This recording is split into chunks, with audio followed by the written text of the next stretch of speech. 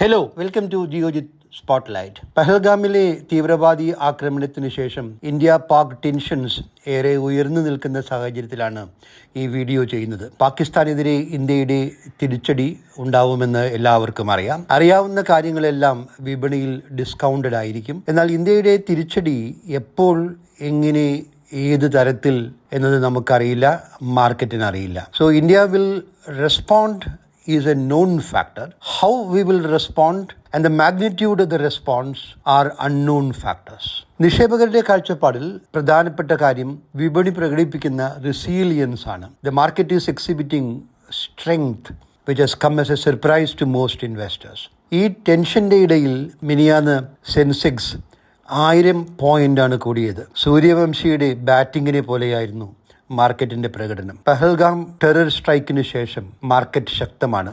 ഏപ്രിലിൽ ഇതുവരെ നിഫ്റ്റി 5% മുകളിലാണ്. മാർക്കറ്റ് നൽകുന്ന സൂചന എന്താണ്? മാർക്കറ്റിനെ ശക്തമായി നിർത്തുന്ന പ്രധാന ഘടകം FII ഇൻഫ്ലോസ് ആണ്. കഴിഞ്ഞ 10 ട്രേഡിംഗ് ദിവസങ്ങളിൽ എല്ലാ ദിവസവും FIIs ബയേഴ്സ് ആയിരുന്നു. മൊത്തം ബൈയിങ് 37,325 കോടി രൂപയുടേത്. DIIസും ചില ദിവസങ്ങളിൽ മാത്രമേ വിറ്റുള്ളൂ. FIIs ഇത്തരത്തിൽ ഓഹരികൾ വാങ്ങുമ്പോൾ മാർക്കറ്റിൽ വലിയ തോതിൽ ഷോർട്ട് സെല്ലിംഗ് നടത്താൻ ബേഴ്സ് ധൈര്യപ്പെടില്ല. Shorts will be squeezed by the market. എന്തുകൊണ്ടാണ് FIIs ഈ സാഹചര്യത്തിലും തുടർച്ചയായി വാങ്ങുന്നത്? സുപ്രധാന കാരണം ഡോളർ വീക്ക്നെസ് ആണ്. പ്രസിഡന്റ് ട്രംപിന്റെ വിജയത്തിന് ശേഷം ഡോളർ തുടർച്ചയായി ശക്തി പ്രാപിച്ച് ജനുവരി പകുതിയോടെ ഡോളർ ഇൻഡെക്സ് 111-ലെത്തി. This dollar strengthening triggered a momentum trade in favor of US assets, particularly US equities.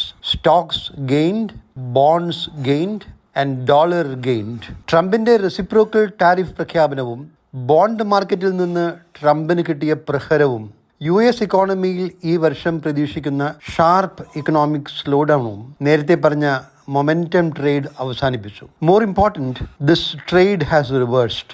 Dollar index 111 വരെ പോയത് ഇപ്പോൾ 99 അടുത്താണ്. The market feels that dollar will remain weak. This means FIIs will continue to buy, imparting resilience to the market. IMFന്റെ കുറച്ച് ദിവസങ്ങൾക്ക് മുമ്പ് വന്ന 2025 economic growth projections ഇപ്രകാരമാണ്. Global growth 2.8%, US 1.8%, China 4%, Japan 0.6%, India 6.2%, by far the highest among large economies. This will support more FII inflows. The concerns are the weak earnings growth and the valuations which are certainly not cheap. നിക്ഷേപകർ ശ്രദ്ധിക്കേണ്ട ഒരു കാര്യം മാർക്കറ്റിന്റെ അത്ഭുതപ്പെടുത്താനുള്ള കഴിവാണ്. Market has an uncanny ability to surprise. തീരെ പ്രതീക്ഷിക്കാത്ത സമയങ്ങളിലാണ് മാർക്കറ്റിൽ ശക്തമായ ഉയർച്ചയുണ്ടാവുക. ഈ മാസം 4 ചെയ്ത വീഡിയോയുടെ ടൈറ്റിൽ തന്നെ അപ്രതീക്ഷിത സമയത്ത് വിപണി ശക്തമായി തിരിച്ചു കയറും എന്നതായിരുന്നു.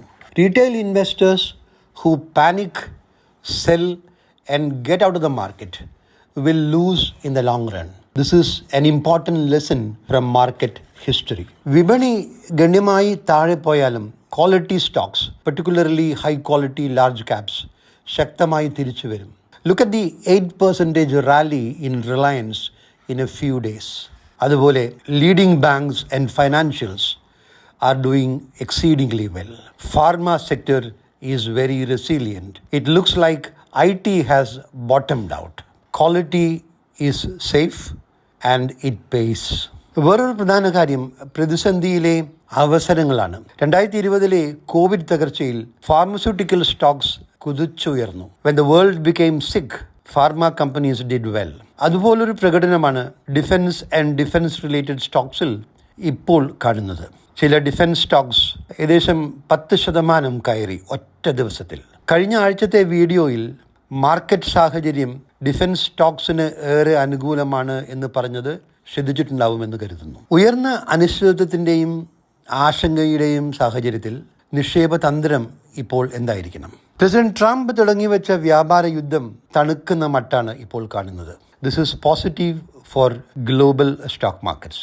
ഇന്ത്യ US ബയലാറ്ററൽ ട്രേഡ് എഗ്രിമെന്റിനുള്ള സാധ്യത ഏറെ ശോഭനമാണ്. ഇത് ഇന്ത്യക്ക് അനുകൂലമാണ്. പ്രതിസന്ധി ഘട്ടങ്ങളിൽ ഭയന്ന് ഓഹരികൾ വിറ്റ് മാർക്കറ്റിൽ നിന്നും എക്സിറ്റ് ചെയ്യുന്നത് അബദ്ധമാണ് എന്നതാണ് വിപണി ചരിത്രത്തിന്റെ പാഠം. റീറ്റെയിൽ ഇൻവെസ്റ്റേഴ്സ് പലപ്പോഴും ഈ അബദ്ധം ചെയ്യാറുണ്ട്. Therefore, it is important to remain invested in this market. എങ്കിലും ഇൻവെസ്റ്റേഴ്സ് ഏറെ കോഷ്യസ് ആയിരിക്കണം. നേരത്തെ പറഞ്ഞ പോലെ market has discounted a retaliatory strike by India, but the market has not discounted a war. This is the signal from the market. ഈ tensions ഏത് രീതിയിൽ അവസാനിക്കുമെന്ന് നമുക്ക് അറിയില്ല. It is also possible that the market can be wrong. In brief, remain invested. എങ്കിലും പോർട്ട്ഫോളിയോയിലെ cash component വർദ്ധിപ്പിക്കുക. This is important.